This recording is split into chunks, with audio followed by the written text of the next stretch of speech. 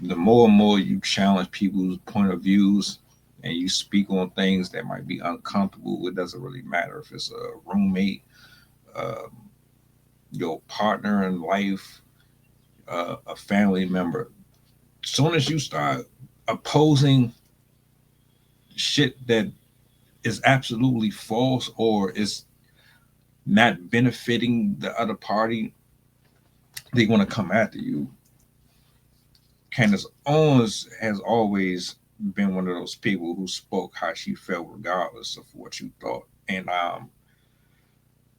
this is another reason why I respect what she does and I enjoy doing what I do just off of situations like this, you know what I'm saying? So let's talk about it. You need people like me.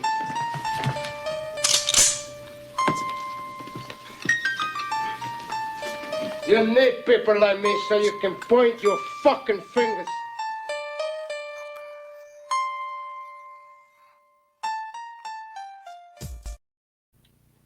This video is actually 47 minutes long. Shout out to Candace Owens. She describes a cult, and within that cult, there are some individuals who felt that what she said on Pierce Morgan was a direct assault on their beliefs.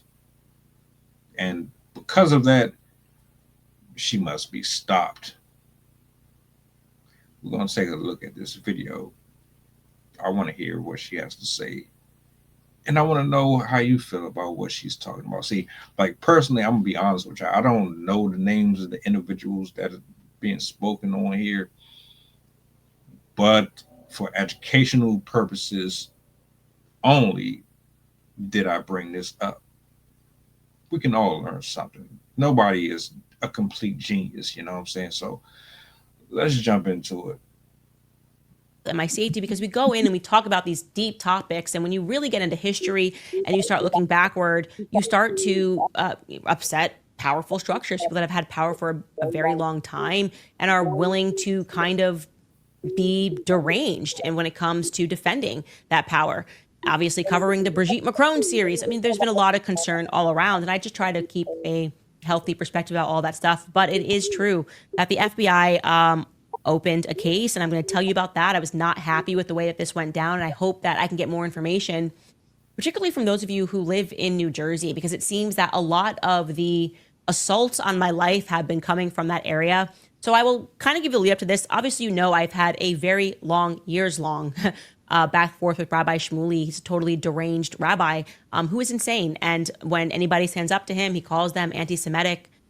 He is rabid. He's being sued right now for trying to extort a Jewish family that owns the Fontainebleau Hotel in Miami. So he's kind of an equal opportunity offender, accuses everybody of anti-Semitism, including Jews, including, you know, Jews that run hotels in Miami. And I think everybody agrees he's insane. But what happened on September 4th of last year in a series of events was I went on Piers Morgan to debate Rabbi Shmuley after he was calling me anti-Semitic. It went very badly for Rabbi Shmuley as Piers Morgan pulled clips like he was lying live about things that I had said that I had never said. And then Piers Morgan was able to debunk that. And on September 4th in particular, this particular part of the debate, I was making an argument that we have to recognize that there are radicals, like holding the title rabbi doesn't mean anything. And there are radicals amongst every religion, and there are radical sects that break out. And here is exactly what I said that warranted, according to this person who's. Before I go into that particular clip that she's about to play, I do want to acknowledge this. Everybody has a coat. In high school, you had a coat. At the lunch table, you had a coat. In the household, you had a coat. Why? Because you always had someone who had a favorite cousin or a favorite son or a favorite daughter. Y'all can say y'all didn't pick and choose, but y'all picked and choose. There's always been like this weird hierarchy of popularity in these different spaces. And folks will idly follow behind it just because, you know, it's the cool thing to do at the time, then that shit is corny to me. People crash out literally over Taylor Swift and a bunch of other names. So like, if what was happening here is they tried to sit there and denounce this, nah, we're not about to do that. Everybody got to click somewhere. Y'all just act like you're free and you're not. Running this group chat, him to try to kill me. So here is what I said to Rabbi Shmuley on September 4th of last year. One of the things that the world is recognizing, and what we've always recognized, is that there are radical fringe sects that break out within every single religion, amongst every race.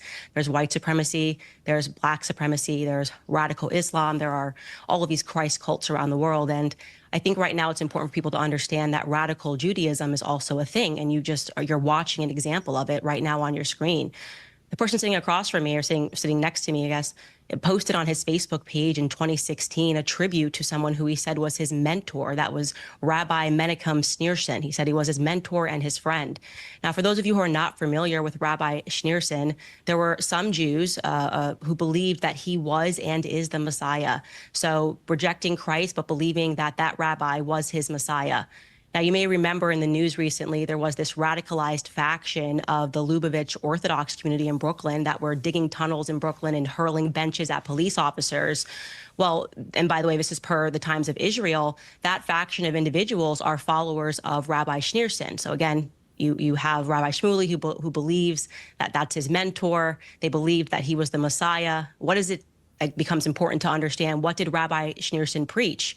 Well, he preached Jewish supremacism, the hatred of all non-Jews. And you don't have to take my word for it, because if I said it, they would say that's anti-Semitism. You should instead take the word of the two Jewish professors who translated his work. Those authors' names were Israel Shahak and Norton Mezvinsky. And their book was entitled Jewish Fundamentalism in Israel. So I then proceeded to share those quotations, which again came from authors, Israeli authors, and it caused an insane reaction in my life. Right? Pretty much days after this, YouTube completely demonetized me, and it was led by an account on X called Awesome Jew, who was telling people to mass report my YouTube channel, and we were not able to get remonetized until early this year. So it lasted for a very long time. The person took credit for that, despite us showing YouTube that all of these reports came in on that day. They hit a ton of our videos, and then they fully demonetized us. And we were able to learn that that Awesome Jew account, the person who was running it, lives in New Jersey. Okay. Then on. Isn't it amazing how people will do whatever they got to do to get rid of someone who is opposing your ideologies, but the same people who will go out of their way to invade your space won't go over to the other sector where there's violence and there's death and there's prostitution and overly sexual, immoral content being put on social media. They won't do anything to eliminate that issue. Anything that's really, truly immoral, they get rid of. Or they ignore, I should say, when it comes to things like this, because quite frankly, I'm with her, and I put it on the record, there's only one God, there's only one Jesus Christ. You can believe whatever religion you want, but at the end of the day, that's what it is for me personally, even though I have my own faults. But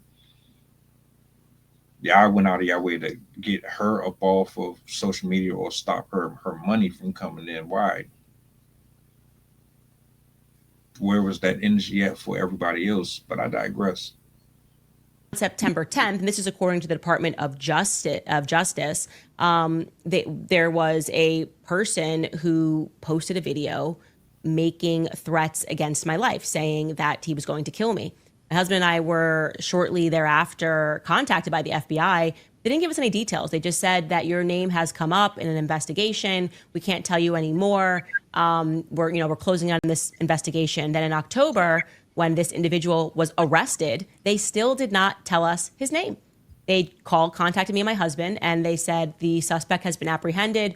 We will tell you more in the future. But, and my husband just said, is our our life at risk? I mean, do we have any safety concerns? Is there more that we should know about this? And they said no. So we knew nothing. Fast forward to this year in April, my husband gets another phone call from the FBI, and they say, we're going to send you a pamphlet on what it means to be a victim and what your rights are. Still did not tell us that a man had been arrested in October 25th. They didn't tell us his name, rather, of who had been arrested and what the charges were and what the threats were to my life. We get a pamphlet in the mail, and then on May 6th, we find out that this individual pled guilty. And after he pled guilty, they finally informed me of the name of this individual, and his name is Chaim Braverman. And yes, he is connected to the Lubavitchers. So what better way to make an argument that you're not radical and insane other than trying to kill someone for saying that you're a radical, and that things have gotten out of hand and that these radical sects do exist. This hit the news before my husband and I were ever given this person's name. And I have to tell you, what's really terrifying about this is we are asking the DOJ to share with us the other 39 individuals that were in this group chat, okay? We were told that this individual made a group on social media of like-minded people who were angry about my Piers Morgan appearance. And in this group, he began transmitting death threats against me and saying that he was serious, that he was going to murder me. He showed the weapon, told the individuals that if you're not comfortable with discussing weapons at this stage, then get out of this chat. And this is a quotation from the DOJ report. He said this in his video, you'll get what's coming to you. I've never met someone that I could effing kill you right now. He then had a steel bat in his hands and said that he was going to kill me with a steel bat. Said that he would beat me with that he wouldn't even stop, that he would kill me until I was dead. And he quite literally said in this video, I am threatening a death sentence against Candace Owens. And writing this in a chat, what really alarms me here is 39 other people knew about this. 39 other people were in this chat and understood that he wanted to kill me and he was serious about this. And none of them thought to reach out to me. None of them reached out to me on social media and said, hey, I'm in this chat and I don't like you. I disagree with you and your stance on Israel. And maybe I'm a fan of Rabbi Shmuley, but this is wrong. And I'd like to think that that would have happened, that one of the 39 other people in this chat, and this chat, to be clear, was started by Chaim Braverman. Chaim Braverman, I don't know if I'm saying his name correctly. He also goes by Hy Braverman, Hy Braverman, not to be confused with another individual with that exact same name that lives in Connecticut. He lives in New Jersey, to be clear. And the FBI still has not given us a photo of him. We don't have a photo of him. We don't have a photo of his arrest. We can't find anything on the internet. It seems like everything has been somewhat purged from the internet. And that makes me very uncomfortable. Yo, that shit is crazy, man. That shit is crazy. How you, the Department of Justice, how are you the people that's supposed to be for the people, not protecting the people? Isn't that weird? So it's not only just police, it's judges, it's politicians. Like, come on, man. By now we already know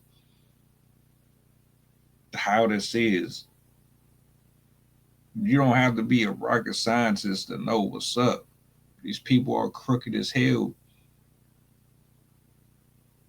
You mean to tell me 39 people hate you that much that they would rather not say anything and allow this person to execute their plan on your life, on your family, take you away from all of them because of some stupid belief system that may or may not be accurate?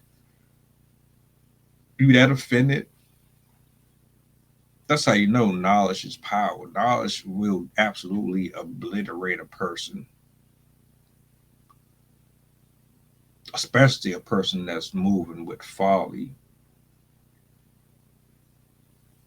I'm glad she and her family is okay. I honestly know that they're doing everything within their power, and I know God got them to stay covered, to be on their P's and Q's. There's a lot of people out here, man. Y'all evil. Y'all spiteful. Y'all petty. Y'all don't know how to act like adults. You're grown kids in big boy and big girl bodies. Like, this is crazy to me. And the fact that they even had a group chat, how, like, that didn't get flagged. Nobody noticed or was monitoring any of that and thought, oh yeah, we need to go ahead and investigate this shit. Damn. This is what happens when you try to speak the truth. And if you got a big enough voice and people hear you, that's the only time folks will pay attention. Keep her covered, man. Please do it. Like, y'all need to stop this.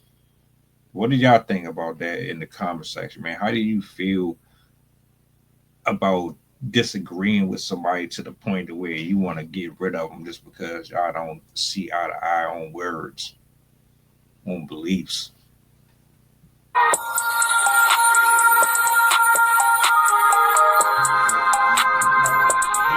Merry Christmas, filthy animal.